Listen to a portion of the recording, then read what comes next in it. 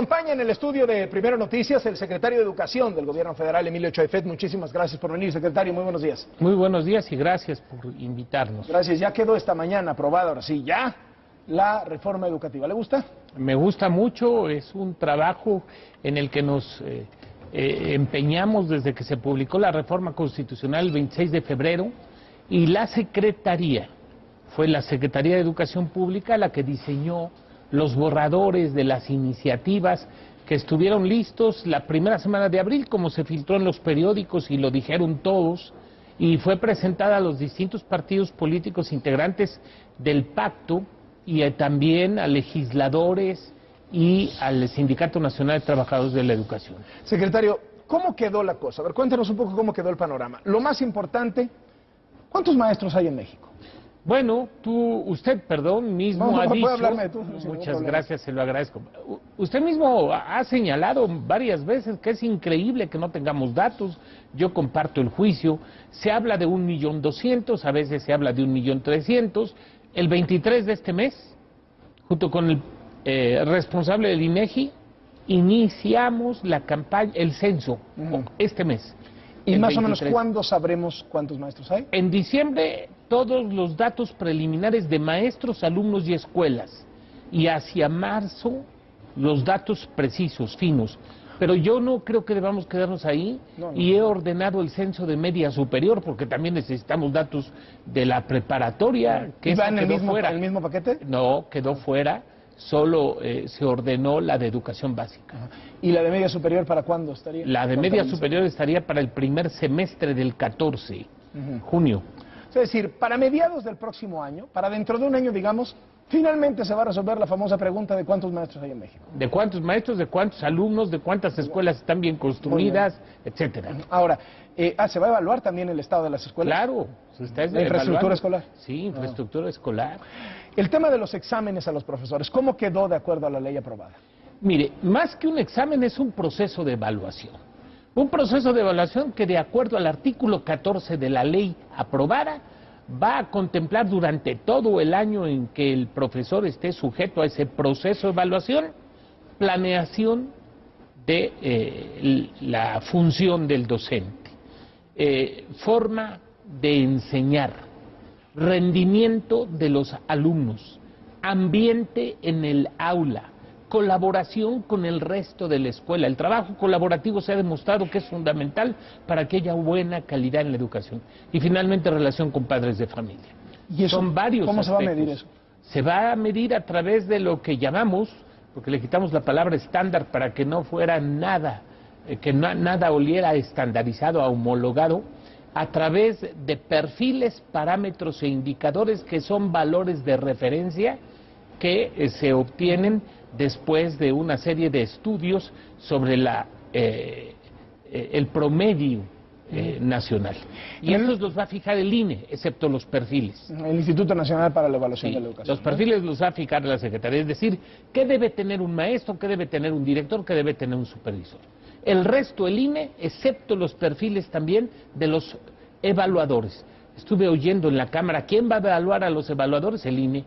El INE va a hacer, a ver, venga maestro de la SEP que va a evaluar. Lo voy a capacitar y lo voy a certificar, si no, no puede ser evaluador. Ahora, secretario, la última vez que se hizo un esfuerzo para hacer un examen a los maestros, el promedio fue de 5.8. ¿Está usted preparado para que le lleguen a su escritorio y le digan, la mayoría de los maestros en México reprobaron este examen, sí, esta evaluación? Por supuesto, porque algún viejo profesor me dijo cuando llegué a este cargo que cuando uno entra a trabajar a educación debía tener en cuenta el viejo proverbio de que la educación es como aquel que siembra un árbol y no le puede pedir al día siguiente sombra. Es una inversión de muchos años. Va a llegar y van a recibir que la mayoría de los maestros no pasó la evaluación. ¿Y entonces qué va a hacer? Llevar a cabo las reglas que la ley señala. Si el maestro, los evaluados van a ser maestros de tiempo atrás, van a ser sometidos a cursos de capacitación. No hay que perder de vista que la evaluación, esto es un dato muy importante, la concebimos como un mecanismo de incremento del desempeño profesional. Se tiene que No, ir a además sería curso. inoperante para cualquier país Pues sí. agarrar y al 74% de los Adiós. maestros correrlos de un día para otro, ¿no? ¿Con ¿Y luego quién? qué va a pasar? ¿Con quién? Entonces, va a ser el curso de acompañamiento y la tutoría la que determine que al siguiente año inmediatamente haya otra evaluación. Y si esta no se pasa a la tercera, el maestro no puede ya seguir realizando funciones docentes. Y ahí entiendo que hay una diferencia entre los que se van a contratar a partir de hoy y los que ya están Sí, porque contratados. se trata de renovar al magisterio. Los que se van a contratar a partir de hoy forman parte del renuevo generacional cíclico, el magisterio. Más o menos, Carlos, esto es algo importante. Cada año se renueva el 4.5% de la planta de maestros. En 10 años estaríamos con el 45%, si aceleramos el procedimiento estaríamos a la mitad. Eso le voy a decir, ¿la idea es acelerar el procedimiento? Bueno, va a haber ¿O irse con la muchas inercia? personas, no, va a haber muchas personas que se vayan porque no quieran presentar evaluación, Voluntariamente. porque quieran el retiro voluntario anticipado, sí, O sea, la renovación del grueso de los maestros, ¿usted la estaría contemplando en cuánto tiempo? en 12 años, En 12 años. sí, es 60%. El 60% en 12 años. Pero eso es más o menos ir a la tasa de renovación inercial, ¿no? A 4% No, al a año. 4% en 12 años es de 48, Bueno, son 12 puntos más. poquito, ¿no? Bueno, Para el tamaño de la reforma. evidentemente se quisiera que fuera el 100%. Ojalá que lo logremos mantener a quienes quieren seguir dando clases y están en aptitud de hacerlo, y bueno, ofrecer otras alternativas. Y hay muchos al que se no. pueden convertir en buenos maestros, ¿no? Sí, Hay algunos que están ahora sí. sí que en la rayita, que echándoles una mano pueden, y Exactamente. tienen muy buena actitud y a lo mejor lo hacen de manera empírica. Hay muchísimos buenos maestros en el país. El problema es que pues, no les echan la mano, no son también víctimas Y del les sistema. hemos echado la culpa a ellos cuando la Secretaría ha tenido mucha culpa, no, más que todos. La Secretaría es, y no he oído que nos culpemos, pero la Secretaría ha organizado mal los cursos de capacitación, muchos son inservibles. ¿Sabe usted Ya cuántos no cursos? por contar el uso político que se ha dado a los maestros a través de la Secretaría Independientemente por de eso. décadas, ¿eh? Pero ¿sabe partido. usted cuántos cursos toma un maestro mexicano en promedio? 45. Y ahora pregúntemele, ¿para qué le sirven? Bueno, está ¿Para claro nada? que para nada. ¿El primer examen de maestros cuándo va a ser? ¿O la primera evaluación Julio cuándo del arranca? 14. Julio del 2014. ¿Y cada cuándo se va a evaluar un maestro? Bueno, se van a desarrollar las evaluaciones por un año, Ajá. pero los resultados los vamos a tener en abril de cada año. No vamos a hacer que coincida con el año lectivo. Ya. Y entonces, si un maestro reprueba, el siguiente julio vuelve al o sea, siguiente seguido. julio. Nosotros, y esto déjeme presumirlo, esta fue una ley, un artículo que metí personalmente porque pues yo viví eso en otras partes. Hemos establecido un artículo que es muy importante. A un maestro no se le puede cambiar en un curso. Hay muchachos que tienen 3 maestros en un curso. Dígame cómo aprenden. No sé. También es falla la Secretaría. Entonces tienen 3 oportunidades 3. consecutivas, un año, otro año, otro año. O sea, no hay lapsos Y entre uno y 2 otro. los de nuevo ingreso. 2 los de nuevo. 2 nada más. Si no, los de viejo ingreso son los de que viven hace mucho Sí, tiempo. entendí. Se cambian de área, Pero no no los a la corren. docente, ¿eh? Sí, o sea, los sacan Al del salón. servicio público en general. ¿Los pueden mandar a la Secretaría de la Defensa a dar Así es. cartillas? Se pueden ir a otro lado, siempre y cuando estén dentro de la función pública. O sea, los no, pueden mandar a la imagínese- Profeco. Imagínense cómo engrosaríamos Ya. el personal de educación. Y si son nuevos, eso sí los pueden correr. Sí. No los podemos. Si el segundo año no aprueban, se van. ¿Qué hay de los comisionados? Estos que cobran como maestros, dicen que son maestros, pero no se paran frente a un salón de clases y andan fundamentalmente en labores sindicales o de guaruras de los gobernadores o de ayudantes de los políticos. ¿Qué hay con estos maestros comisionados que tienen placa de maestros, plaza de maestro, pero no son maestros, no dan clases?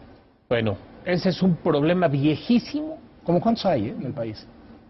Nosotros calculamos, pero es un cálculo muy inestable porque no tenemos datos, unos 80,000, que es 80,000 muchísimo dinero, sí. Son 3 tipos de comisionados. Los comisionados sindicales, los comisionados que desempeñan cargos electorales de regidor, de presidente municipal. Pero siguen cobrando como de diputado, maestros. Sí, y que no debían cobrar, No. deberían atenerse a su sueldo en el desempeño de sus funciones electorales. Y luego hay muchos comisionados en los gobiernos estatales. Sí, sí, sí. Pues por la cifra que me dices, estamos hablando de que 1 de cada 15 maestros más o menos anda en la grilla. Más o menos. Más o menos. ¿Y eso es qué? Ahí hay eso una es- lana que es buena ahorrar, ¿no? Sí, el 78 de la Ley del Servicio Profesional Docente elimina las comisiones con sueldo. Usted tiene un cargo electoral, vive de lo que el cargo electoral le da. Usted es invitado por un gobernador para ser subsecretario de primarias, vive de lo que el cargo de subdirector de primarias le da. Y los comisionados sindicales, en las condiciones generales de trabajo, se establece que las pague el sindicato. ¿Cómo vamos a saber los papás si el maestro de nuestros hijos es bueno o malo? Esa es una muy buena discusión que se dio en el seno de las negociaciones. No les vamos a dar a los padres los resultados individuales. Se discutió mucho y estuvimos de acuerdo finalmente las tres fuerzas políticas. Y lo hicimos con el conocimiento de lo que pasa en países como Finlandia o en otros similares a nosotros como Argentina, como Chile y Colombia. Tampoco se dan los resultados. Se da el resultado por escuela. Eso sí lo va a saber el padre de familia.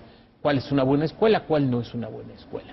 En el caso de los maestros, no, por dos razones.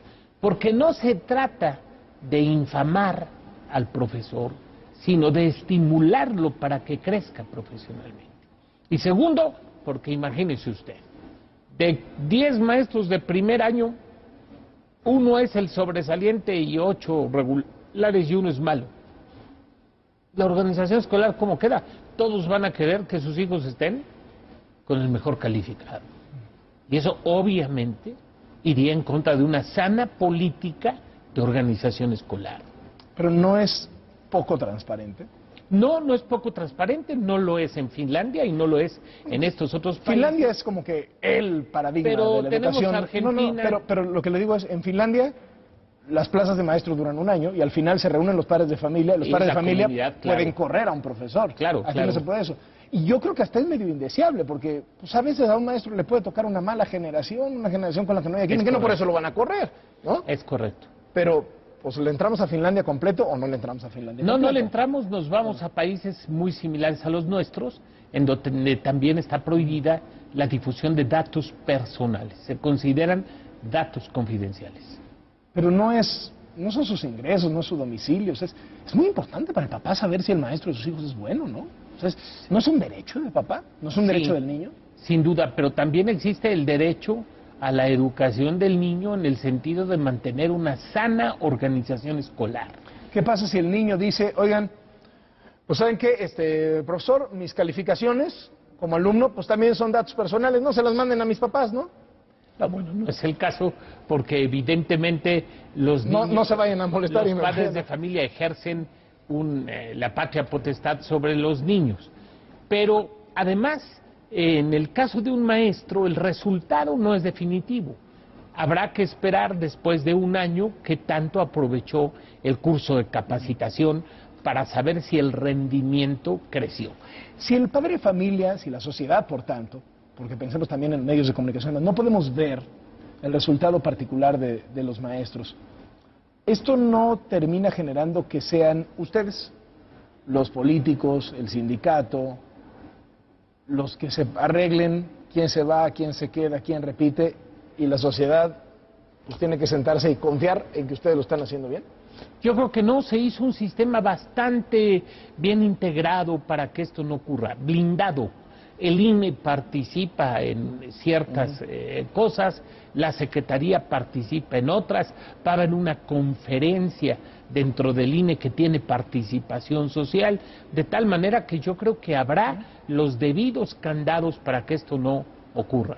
¿Qué pasa con los maestros nuevos? ¿Cómo se van a contratar? ¿Cómo vamos a saber quiénes son los Concurso nuevos de maestros? oposición. Y hubo una muy buena idea de un senador, yo discrepo de algunas cosas que oí hoy en la madrugada, de que el concurso sea abierto, no solo a los normalistas, sino a cualquier ciudadano que haya egresado de carreras que sean similares a la docencia. psicología educativa, licenciado en educación, pedagogía, etcétera. Nada más que al final, estas fueron de las cosas del final, se aceptó de parte de la coordinadora la propuesta de que durante 2 años se diera una preferencia a los normalistas. Pero en el año 15 ya serán abiertos totalmente los concursos. Ahora, le quiero decir, ¿qué pasa si julio del 14 no tengo el número de los normalistas suficientes para cubrir las plazas? Tengo que hacer otro concurso donde lo abra exactamente igual. Ahora, ¿son normalistas que aprueben o son normalistas? O sea, si un normalista sale No, mal Carlos, evaluado, la plaza, el pase automático ya no. era una vacilada. Entonces, usted Ha muerto. usted tiene que, esa es una de las cosas importantes que se han logrado. Usted tiene que pasar un examen. Y si no pasa el examen, no es maestro. Si no basta con haber estudiado la normal. Ya. No hay paso automático. Vamos a la parte política, secretario. Los de la CENTE, ¿cómo van las negociaciones? ¿Cómo se van? ¿Cómo se van a poner a dar clases? Yo he dicho, y he sido criticado, que no tengo una vinculación con la CENTE y que aunque tengo amigos centistas, yo no me he sentado a platicar con ellos porque tengo un mandato del Tribunal de Conciliación y Arbitraje para los Trabajadores del Estado. Usted tiene que ver con el señor Juan Díaz, presidente del CENTE, que representa al magisterio. Yo no puedo violentar la ley y de repente sentarme a ver el problema de la coordinadora. Sin embargo, eso no quiere decir que no haya sido atendida. Gobernación, lo acaba de decir usted, y las cámaras del Congreso los han escuchado. ¿Está disminuido ya ese conflicto? Yo espero que sí. Y yo espero ¿Cuándo que... esperaría que hubiera clases en Oaxaca? Porque eso sí le toca. Yo creo que en una semana, semana y media. Y pregúntame de una vez, y si no, ¿Y si no? se va a aplicar la ley. ¿Qué es eso? Eso quiere decir que quien falte 3 días consecutivos o 3 discontinuos en un periodo de un mes, se va. ¿A partir de cuándo se empieza a aplicar A partir eso? de que la ley entre en vigor. ¿Y cuándo se va? ¿Cuándo Yo entra me en vigor? imagino, bueno, pues la tiene que promulgar el presidente, que es sancionar y publicar, que será la semana que entra, y a partir de esa semana corren, no es decir, yo creo que será de inmediata la aplicación de la ley. ¿Y de dónde saca la lana la CENTE? Porque eso le he preguntado a mucha gente para mantener un plantón de este tamaño. ¿Quién financia esta movilización? Bueno, yo no tengo mayores datos sobre el tema, pero evidentemente hay recursos que pues la propia sección puede tener a través de las cuotas sindicales, ¿no? Que se entregan al Eso es CENTE y poquito, esta ¿no? se distribuye. El otro día nos decía el gobernador de Oaxaca que las cuotas sindicales son 600,000 pesos. Sí, al mes. lo oí. La verdad es que con eso no alcanza. Usted ha No. sido candidato, no alcanza para mantener una movilización así. No, evidentemente. Entonces, Evidentemente. ¿Quién pompó? ¿Quién pompó? No puedo hacer conjeturas porque no tengo los Marchita. elementos para hacerlo. Pero ahí están. No, pues sí, ya los vi. ¿Y sabe qué? Todo el mundo... Pero a ver, lo que me está diciendo ustedes, a partir de mediados de septiembre más o menos. Sí, no, ¿qué mediados? A partir de la semana y media, ¿no? Si faltan 3 días se van. Los de la CENTE también. Así es. Y si vienen otra vez aquí, le toman la CEP y no lo dejan entrar a chambear. Podrá haber ese tipo de problemas que se resolverán de acuerdo a las leyes y reglamentos. Pero el caso del retorno a clases no, porque nunca hablamos de un tema. Usted sí ha hablado, y otros 2. El derecho a manifestarse, todo el mundo lo ha defendido. Pero nadie ha defendido el derecho de los niños a tener clase. Eso no es ¿Qué importante le pasa a de todo. esos niños? Claro, Convención de Viena, interés superior de la infancia. Y ayer en la Cámara de Senadores se dijo que el interés superior de la infancia era otro interés más. Por supuesto que no. Está en el 4º constitucional y ninguno de los demás derechos son superiores, ¿eh? Este sí. Secretario, pues bueno, vamos a estar observando a ver cómo aterriza esta ley, porque luego no va a ser tan sencillo. Falta mucho. No, porque ya, o sea, ya está el papel, pero Sí. luego para Falta bajarlo a la crear cancha. el instituto para operarlo. Falta crear los perfiles. No se imagina parámetros, resistencias ahí, indicadores. no se imagina bronca. Sí. Siempre que toque usted intereses creados, y son de toda suerte, políticos, económicos, etcétera, siempre habrá resistencia. Eso lo aprendí de Rey Ceroles, y hay que tener las agallas y la perseverancia para enfrentar esas resistencias. ¿Es otro CENTE ya sin el Bester Gordillo? Es otro CENTE